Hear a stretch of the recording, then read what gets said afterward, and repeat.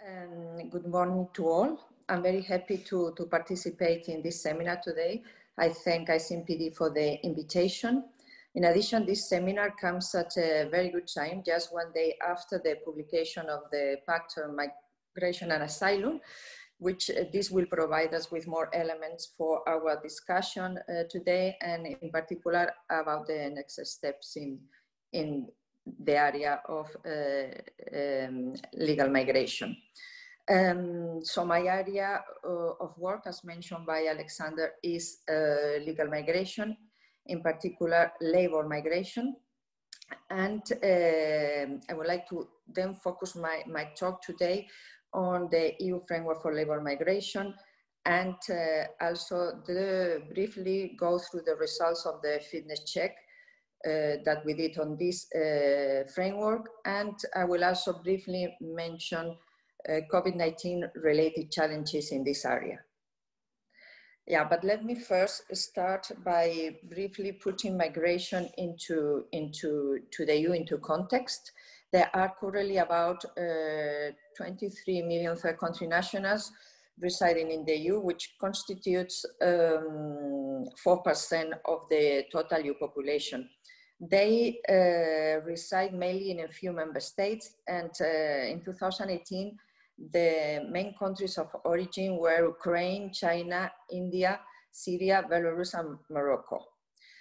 Around 3 million first permits are issued every year by the EU member states for legal migration purposes. So when we are talking about legal migrations for today's presentation, I will refer mainly to migration for work reasons, family reunification, studies and research.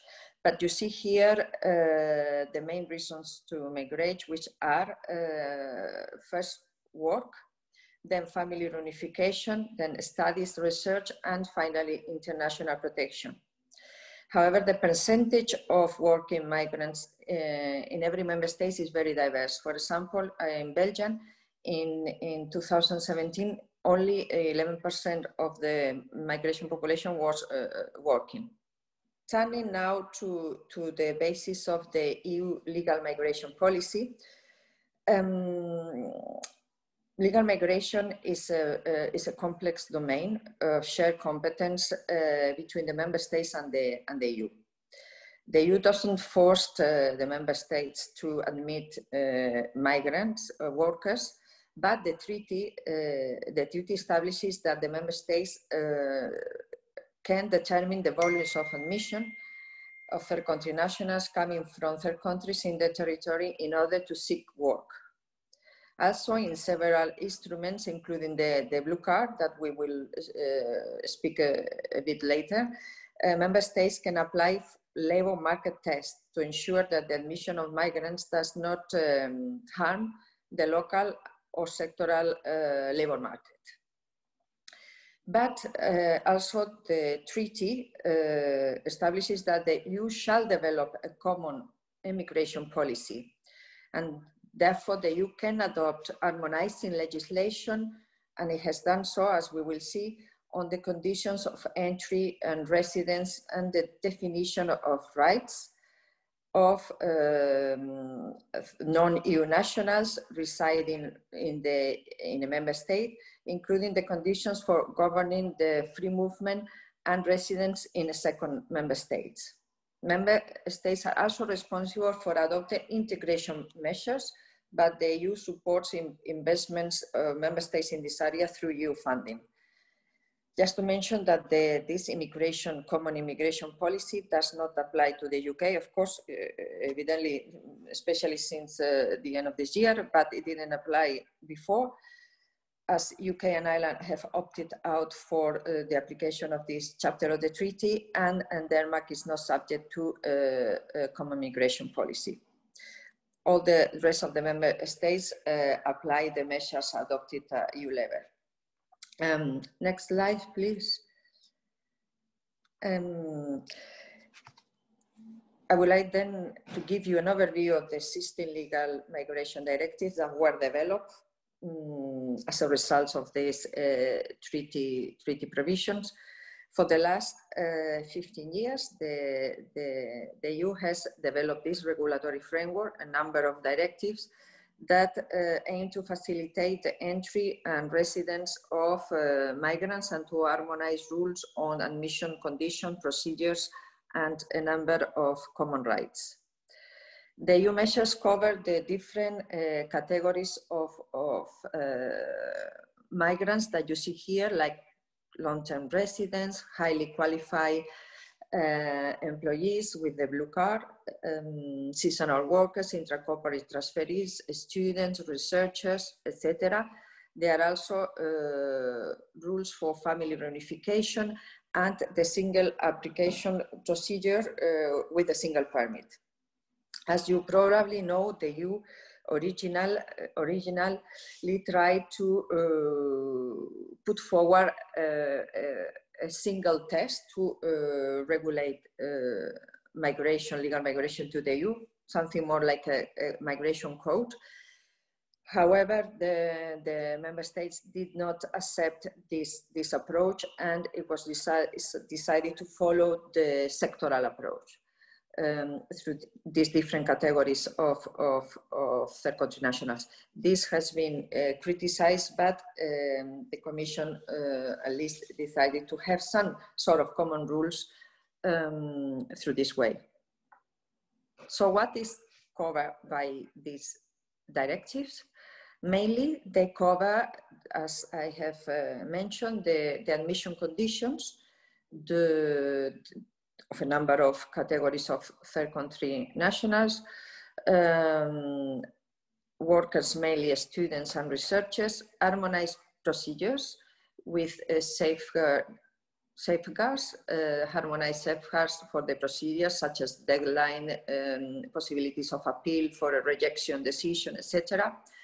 And also the format of the permit, equal treatment, access to work, and the right to family reunification and intra-EU mobility. On intra-EU mobility, just to mention that this, the right provided in the directive is not the same as free movement right that EU nationals enjoy, because it's still subject to controls and the issuance of new permits if the migrant wants to move to a second member state. So it's a more limited right. However, on the contrary, the directive established an extensive harmonized rights based on equal treatment with EU nationals. As we will see later, the equal treatment provisions are one of the main added value of the EU legislation. Although some member states already had this kind of legislation in place, others didn't, and some of them had to a different scope, different extent. So it was important to introduce these harmonizing rights, which certainly has increased the legal certainty for migrants.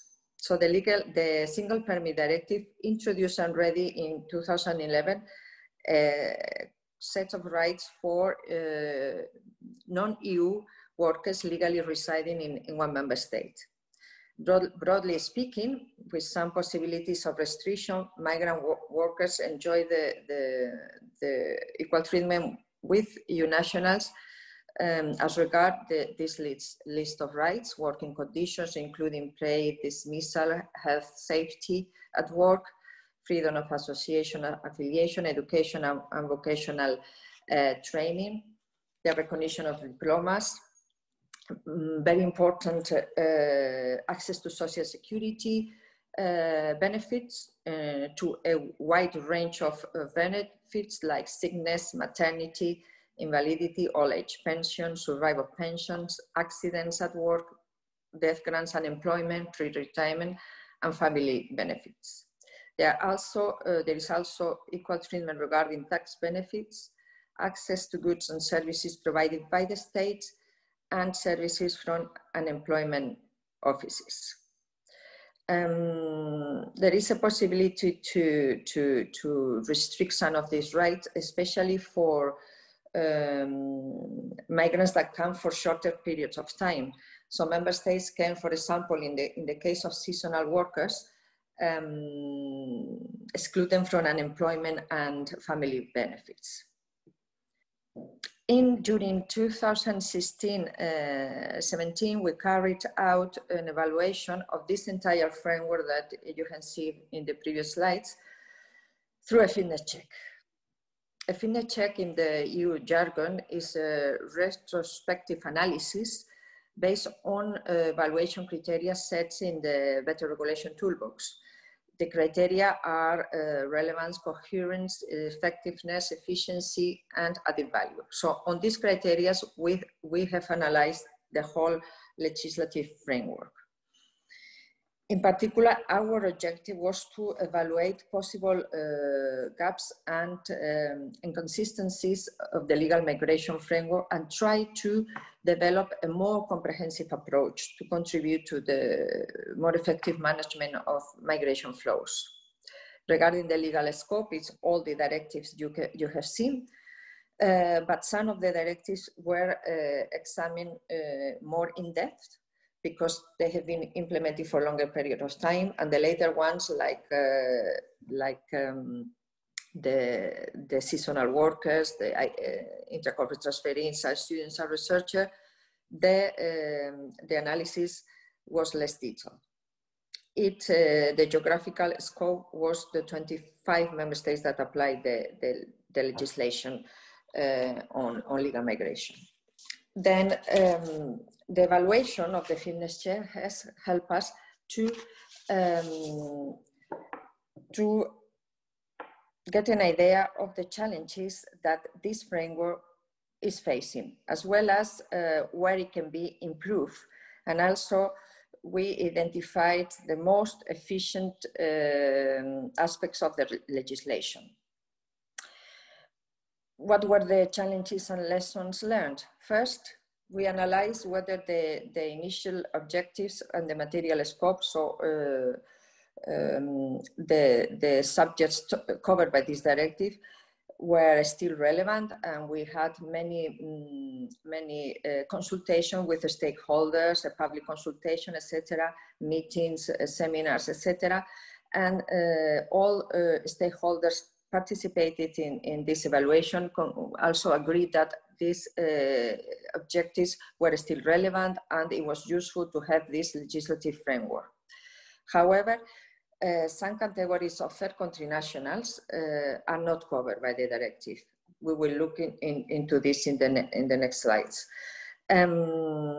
Also, we identified some internal coherence problems, difference in the procedures, the deadlines, the application timings, etc., the terminology, etc., which has had an impact on the performance of the legal framework as a whole.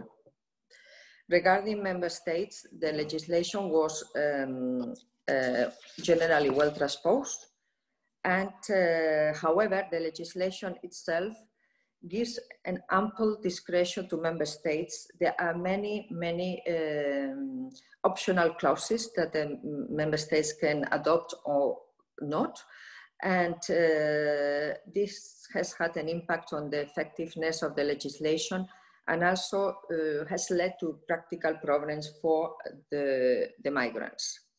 We didn't identify problems with regarding the synergies and complementarity with other EU policies, such as visa and border policies, employer sanctions, social security, employment, etc. And as I have mentioned, a very important added value of the directives was the establishment of common admission conditions, also the equal treatment and the single application procedure and the procedure safeguards. All this resulted in the rationalization of procedures at national level and also increased legal certainty overall. However, we identified important gaps in relation to the categories of migrants that are covered by the legislation.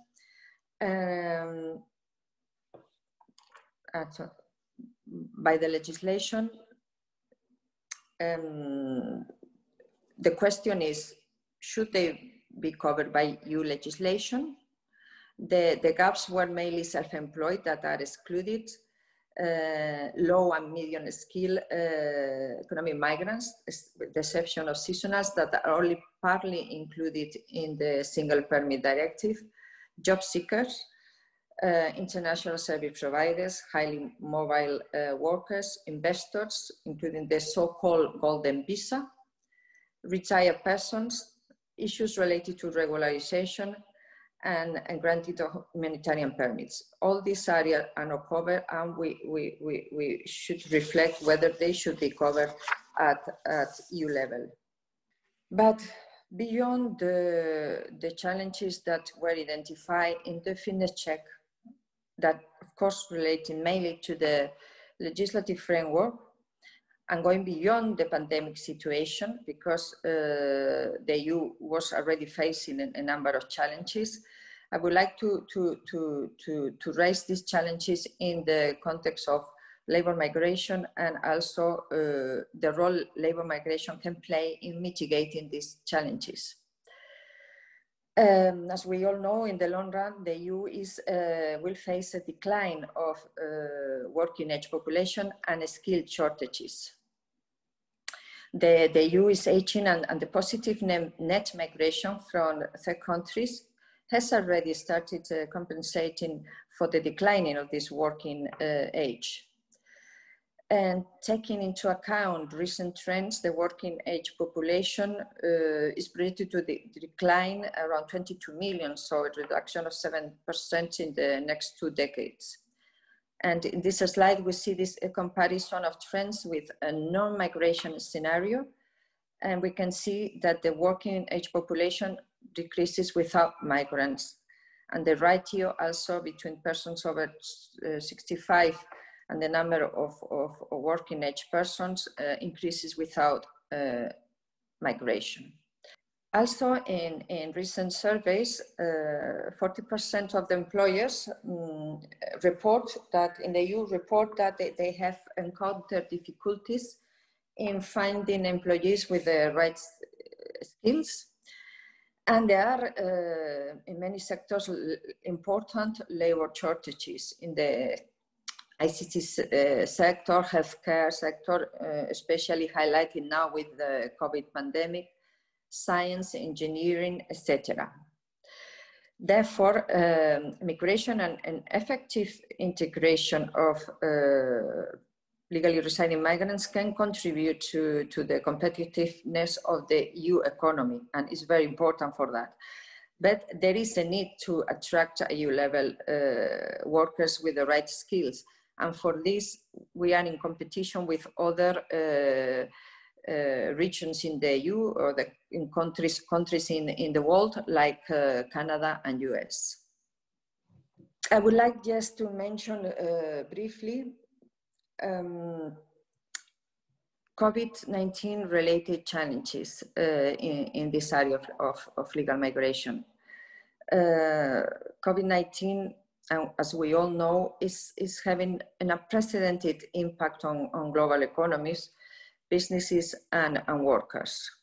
According to the ILO, full or partial lockdown measures are affecting nearly 2 billion workers, representing 81% of the global workforce. And migrants have been particularly affected by the pandemic. In the area of legal migration, new challenges have emerged, as for example, the situation where migrants get stuck in one member state and the permit has expired. For this, member states took from March 2020 pragmatic decisions and granted extensions of stay to migrants in this situation, special certificate COVID extensions, and in order to give these measures a Schengen-wide effect and to avoid problems when the migrants go from one member state to another one, or they want to reapply for a permit, The member states notified to the Commission these temporary extensions, and they have been compiled and published in a new Annex 41 to the Schengen Handbook of Bodegas and Annex 2A of the Visa Handbook. Also, COVID has had a very important impact on migration flows in general. Mobility of migrants have been largely suspended, and entry bans were introduced by member states.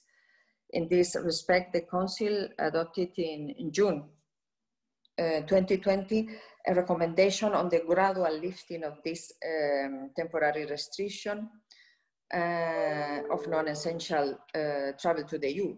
And this restriction should be lifted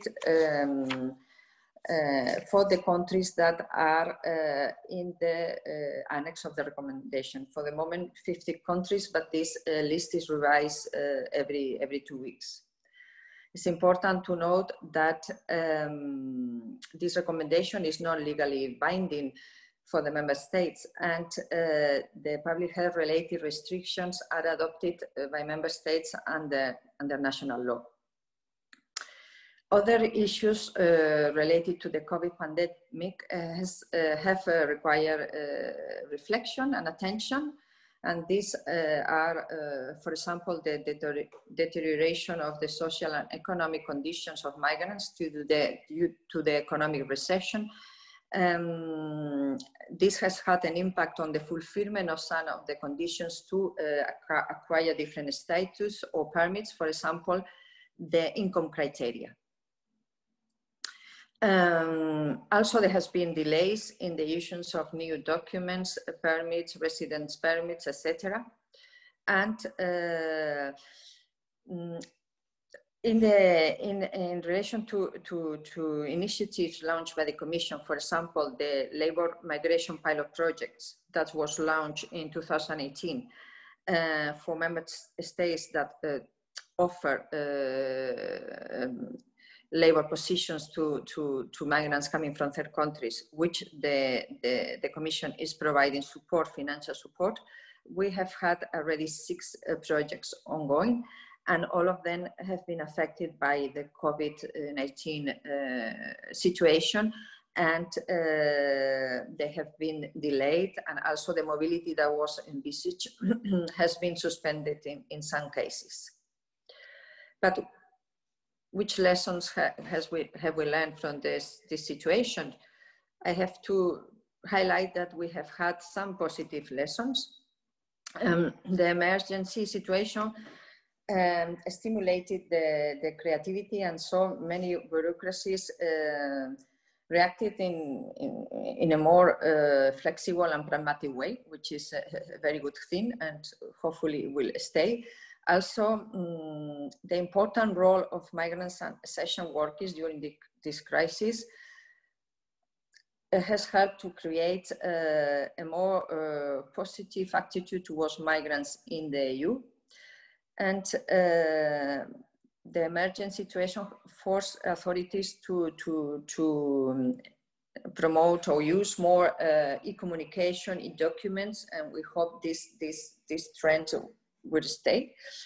And hygiene and health incidents leading to COVID outbreak has raised the public and political attention to the situation of migrants in some places, and the need to a good enforcement of the rights, for example, in terms of dignified working conditions, proper accommodation, etc. But I would like to then conclude my presentation touching upon the follow-up of the fitness check and the measures announced yesterday in the context of the new Pact on Migration and Asylum. The fitness check, as we have seen, identifies several positive effects, as well as a number of critical issues that need to be addressed. And some of these issues are now part of the next steps outlined by the Commission in the pact communication. As I mentioned, the EU needs a more harmonized and effective approach to attracting highly skilled workers. For this, the Commission will relaunch or has announces the relaunch of the negotiations on the revised Blue Card that aim at improving the EU scheme at EU level and facilitated the access of migrants to this scheme. So this, the communication calls for the Council and the Parliament to retake the negotiations of this directive and to quickly finalize the negotiations. Also, we need a stronger enforcement of the directives at national level, improve the information on legal pathways, because we have observed that many of the consulates from member states around the world, they provide fair information on the national schemes to move to the member states, but there is not sufficient information about the legal pathways at EU level. So the schemes harmonize at EU level. And there is a need to promote and increase this information. Also, there is a need to improve the gathering of data and improve also the information sharing between member states, especially in intra-EU mobility. In order to tackle the inconsistencies and gaps that we have discussed in the previous slides, and under this overall objective to attract the talent to the EU that the EU needs, the Commission has announced the launch of a debate on next steps on legal migration through a consultation that has been already launched yesterday, and is proposing to put forward a skill and talent packaging, including the revision of the long-term directive, the long-term residence directive, and the single permit directives.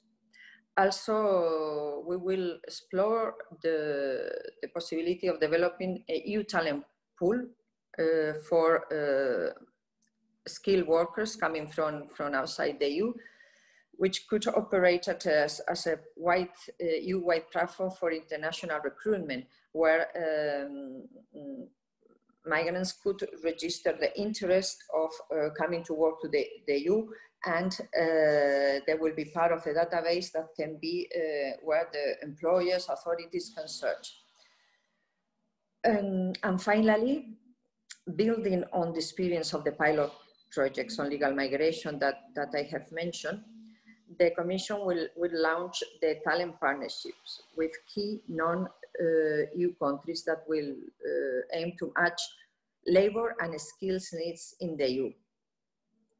So this talent partnership will provide the EU framework for funding to support legal migration and mobility from key countries. And we aim at launching this with the EU neighborhood. And also we need a strong engagement from our member states. Our member states are ultimately responsible for the labor migrants they admit. And we need to work very closely with the private sector as well. The talent partnerships will be launched at a high-level conference with member states at a key stakeholder, but there is no date scheduled yet. All these measures confirm that legal migration, and in particular labor migration, are very high in the EU political agenda, and they will continue to play a key role under the pact. I will conclude here, but thank you very much for your attention, and I look forward to your questions and the discussion. Thank you very much.